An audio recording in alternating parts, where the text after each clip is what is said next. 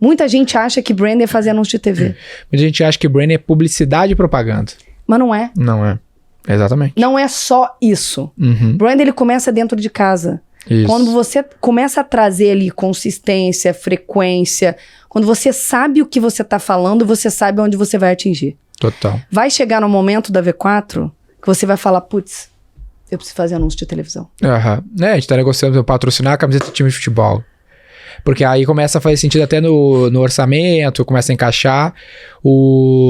Eu acho que essa visão sobre branding que deturpada, que a gente tá tentando trazer aqui, ela também foi muito consequência do momento da história. Eu falo isso um pouco até nas minhas aulas, tentando refletir sobre isso. Quando a indústria, por exemplo, não tinha como falar direto com o consumidor, um pouco antes da internet, pensa, né, vamos ver se tu concorda com esse raciocínio, às vezes eu paro pra pensar nisso. Eu, indústria, sou a L'Oréal, a Coca-Cola em 2000, como é que eu falo com o cliente? Pô, eu não consigo falar com o cliente, porque eu, na real, falo com o distribuidor, que fala com o varejista, que fala com o cliente. Então, a única forma de eu fazer sell-out é fazer L'Oréal, lembra de mim na loja, cara. Hoje é diferente, eu consigo ir direto ao cara, comunicar com ele, vender diretamente pra ele. Criar um relacionamento com esse cara por CRM. Excelente, pra poder alterar, né, o resultado de sell-out, né? É exatamente isso. E tem muita gente que começou, né, concorrente de vocês. Sim. Começaram ali no fundo de funil, né, ninguém conhece. É. Não tem uma construção de branding coesa, não tem evolução. E mesmo fazendo somente a parte de performance, não conseguiu evoluir, porque a parte de branding não foi bem feita. Performance e branding, elas precisam andar em conjunto. Sempre. Porque no final das contas, o seu time, né, tá impulsionando uma peça que o time de branding construiu. Sim. E se o time de branding não fizer um trabalho de consistência, aí a frequência fica um pouco mais na mão de vocês, mas os dois trabalham em conjuntos. E não fizer um trabalho de passar uma informação, uma comunicação útil para o cliente, esquece. Então, o ponto aqui branding não é publicidade e propaganda, não é fazer o meu logo aparecer trocentas vezes na TV. Não, branding é construção de marca, ela começa dentro de casa. Isso. Como o cara fala, que roupa ele usa. Mas antes disso, eu existo como empresa para quê? Total, legal. Quais são os meus valores? Isso é uma coisa assim que você tem que sentar e ficar, cara, dias, meses pensando. E pra sempre você vai ter que ficar olhando pra isso. A gente tem isso há muito tempo na V4, de fato, mas recentemente, faz uns 3 meses, a gente fez um off-site com os sócios, então levou a galera para um ambiente externo para rediscutir isso. Qual que é o nosso BREG? O que a gente quer ser? Para que a gente tá aqui? E aí a gente deu uma afinada nisso. Agora a V4 é um restaurante. Não, o ponto é, quanto mais vocês escalam, mais gente, a empresa tem que contar com mais pessoas. Como é que você tem certeza que todo mundo, em todos os níveis hierárquicos, em todas as frentes, estão tomando as melhores decisões e as decisões coerentes com aquilo que a empresa acredita? Você só faz isso quando você tem claro os seus princípios, os seus valores, sua missão, visão e seu propósito.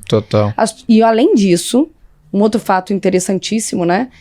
Hoje, cada vez mais, as pessoas, os funcionários, eles estão motivados a levantar de manhã e trabalhar, não só pela grana. É o porquê que eu tô levantando e fazendo aquilo todo dia. O objetivo final é o quê da companhia? Qual que é o objetivo? Não é só por conta do meu salário.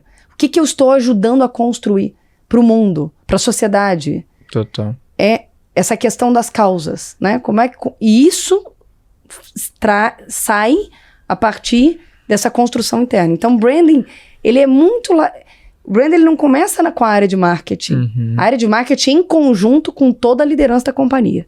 Legal. E com os fundadores. E a partir daí, aí você vai subindo no funil, aí você vai abrindo outros canais, até chegar no momento que você fala, putz, a única maneira agora de eu atingir meu público é ir pra TV. Então, a patrocinar um time de futebol, que aí você já tem muito bem construído ali, em todos os canais que você tem, você subiu no funil de uma maneira muito bem estruturada, muito coesa, com frequência e consistência, que agora você precisa abrir o funil cada vez mais.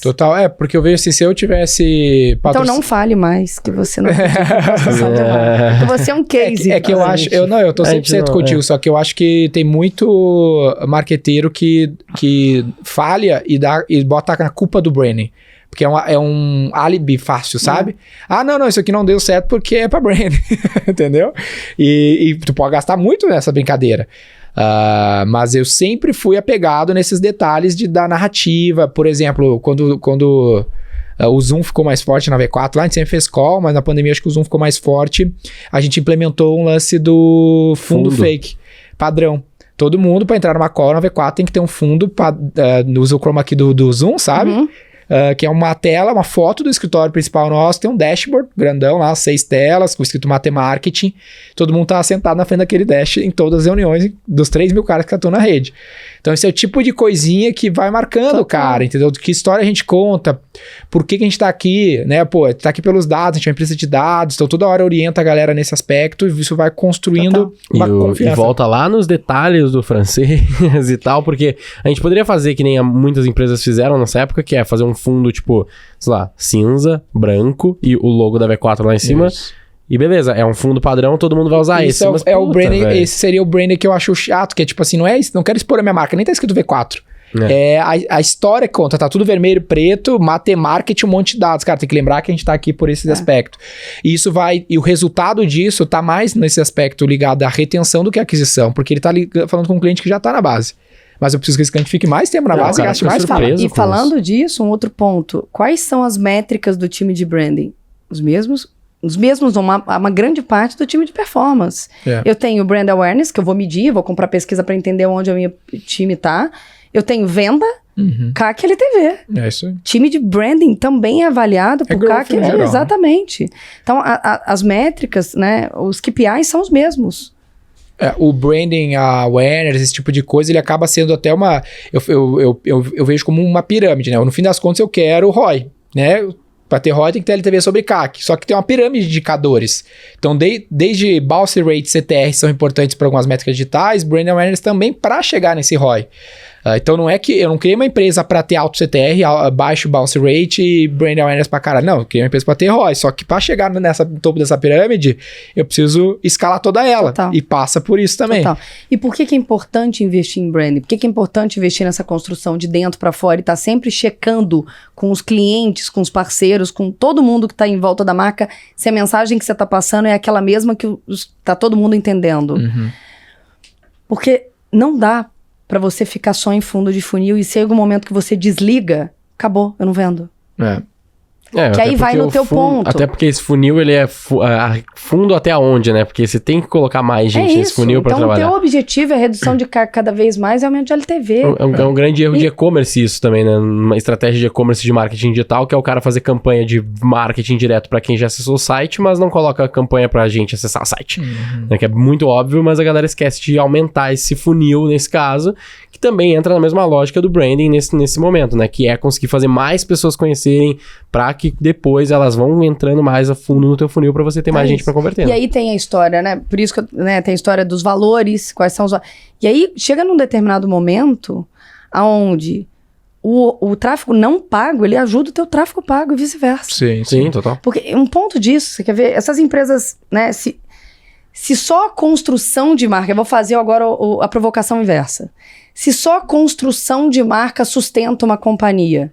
Não. Hoje, se você olha todas as gigantes, se você abrir agora no Google, L'Oréal tá anunciando, fazendo fundo de funil, Havaianas tá anunciando, fazendo fundo de funil, Nike tá fazendo a mesma coisa, todas as gigantes. Mesmo tendo uma parte da marca, né? Porque marketing de performance não é só o last click. Tipo assim, eu não vou gastar, sei lá, 5 milhões de reais patrocinando um time de futebol e esperar que as pessoas vejam meu logo na camisa e comprem por causa daquele logo na camisa. Não. Complemento. Só que quando o cara... vai ver meu logo na camisa lá. Aí ele vai fazer nada, mas ele vai ver.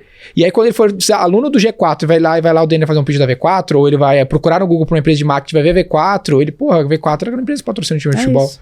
Se eu não tivesse aparecido para ele antes, óbvio, com a melhor imagem, no melhor inserção possível, o meu custo por aquisição de Google teria sido maior. Então esse equilíbrio das coisas é importante. Um exemplo que a gente fez, o livro. Quando eu publiquei o livro, 100% do royalty que eu ganho do livro, eu reinvisto em vender o livro. O livro me traz vendas diretamente? Nunca. Mas o quanto isso influencia o cara olhar, o cara escreveu um livro. Ser um best-seller e tal. Não, e o cara, na hora de procurar uma empresa de marketing, falar, tem essas trocentas aqui aleatórias que não fazem o próprio marketing, e tem a V4 que, pô, eu li o livro do cara, o cara é best-seller, o cara fala, o cara tá no Roy Hunter. Patrocina um time, E aí as pessoas, né, a gente é o maior investidor de mídia no Google, no nosso setor, por exemplo. Ninguém investe mais do que a gente na própria marca. A gente tá batendo de frente, competindo com um grande cliente nosso, entre quem investe mais. Não, e aí as pessoas em casa devem estar, né, se perguntando, mas em que momento fazer tudo isso? Tem que fazer as coisas começando de baixo para cima no funil, fazendo com responsabilidade e testando. E não tem bala de prata. Não é assim, não, para você chegar na história do patrocínio, teve livro, tiveram várias coisas e várias etapas, e tem muita coisa, com certeza você testou e não funcionou. Sim. Você investiu e teve que voltar para trás e falar, não, isso aqui não é o caminho, a gente não vai fazer isso. Então, as pessoas também têm que ter essa cabeça. Tem muita coisa que vai ser testada e que não necessariamente vai funcionar. E eu acho que o mais importante de tudo é avaliar, colocar num papel quais são, como é que é essa construção de funil? Subindo ali para consideração, o que você pode fazer? Subindo para o que você pode fazer? E aí começar a testar uma e outra para poder medir e aí aumentando mais as possibilidades.